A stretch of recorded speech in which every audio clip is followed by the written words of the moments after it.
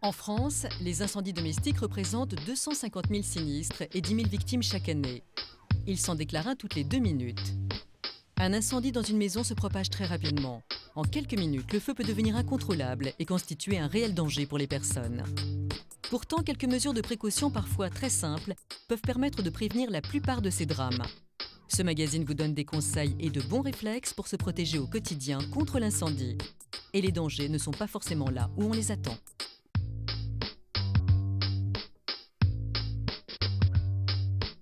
« 70% des incendies mortels ont lieu la nuit et le plus souvent les victimes meurent intoxiquées par les fumées. Un détecteur de fumée est donc indispensable pour être réveillé dans son sommeil et réagir à temps. En Angleterre, où 89% des foyers en sont équipés, le nombre de victimes d'incendie a été divisé par 2. En France, seul un foyer sur 10 en possède un. En 2015, le détecteur de fumée sera obligatoire dans tous les logements. Il est donc important de commencer à s'équiper dès maintenant.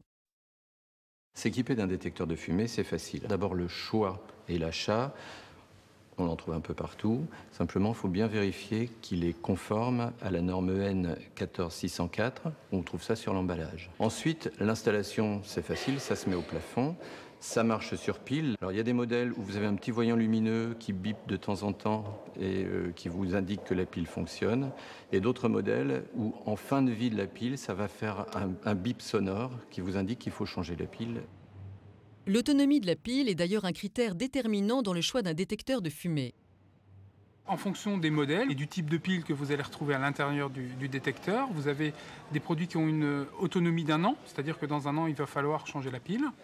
Ou ensuite, vous avez des autonomies plus longues, 5 ans, voire maintenant du 10 ans sur certains détecteurs. Il est recommandé de placer au moins un détecteur de fumée par logement, de préférence dans le couloir menant aux chambres. Ne le placez pas dans la cuisine ou dans la salle de bain. Les fumées de cuisson ou les vapeurs d'eau pourraient déclencher l'alarme inutilement.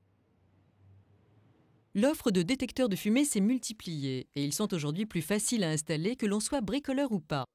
Certains modèles se collent tout simplement au plafond. Plus de raison de ne pas équiper son logement dès aujourd'hui.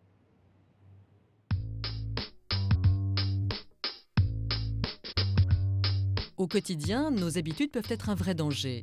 Un appareil électrique qui chauffe anormalement ou une prise surchargée peut devenir une cause d'incendie. En appliquant quelques conseils de prévention et grâce à de simples réflexes, votre maison peut devenir plus sûre. Dans la vie de tous les jours, prendre quelques bonnes habitudes permet de limiter le risque d'incendie. Lorsque vous préparez le repas, vous devez prendre quelques précautions lorsque vous cuisinez, notamment des préparations à base d'huile. Lorsque la température augmente, l'huile peut prendre feu instantanément et les flammes atteindre 2 mètres. Le risque, c'est aussi des appareils comme le grille-pain ou le sèche-cheveux.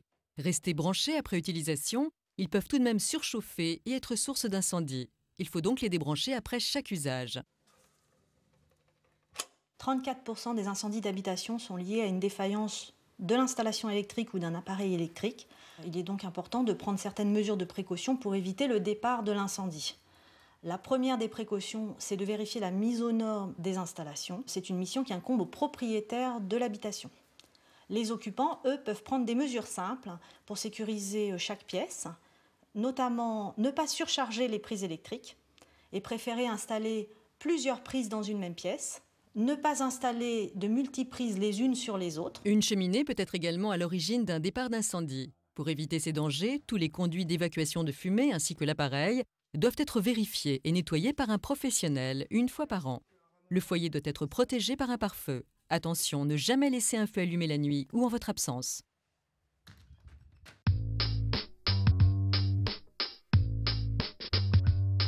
Statistiquement, un Français sur 3 sera victime d'un incendie au cours de sa vie. Une fois que l'incendie s'est déclaré, l'objectif est d'éviter qu'il se propage rapidement à l'ensemble de la maison.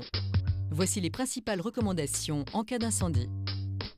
Il faut savoir qu'au bout d'1 minute pour éteindre un incendie, un verre d'eau suffit.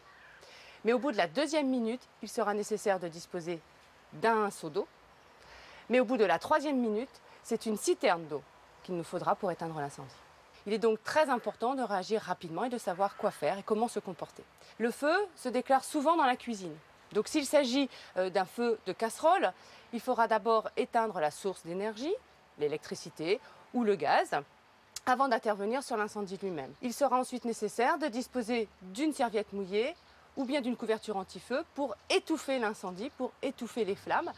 Attention, ne jamais verser d'eau sur un feu d'huile car l'eau permet à la graisse de se propager. Le feu prendra alors encore plus rapidement. Si le feu a commencé à votre insu, les fumées risquent d'être très importantes lorsque vous vous en apercevez. N'oubliez pas que c'est la fumée qui tue avant les flammes. C'est pourquoi fermez la porte de la pièce où le feu a pris. Ne prenez aucune affaire personnelle et sortez au plus vite à l'extérieur. Une fois en sécurité, prévenez immédiatement les pompiers. Dans tous les cas, n'oubliez pas qu'il ne faut jamais braver la fumée et le feu. Appelez les sapeurs-pompiers en composant le 18 ou le 112.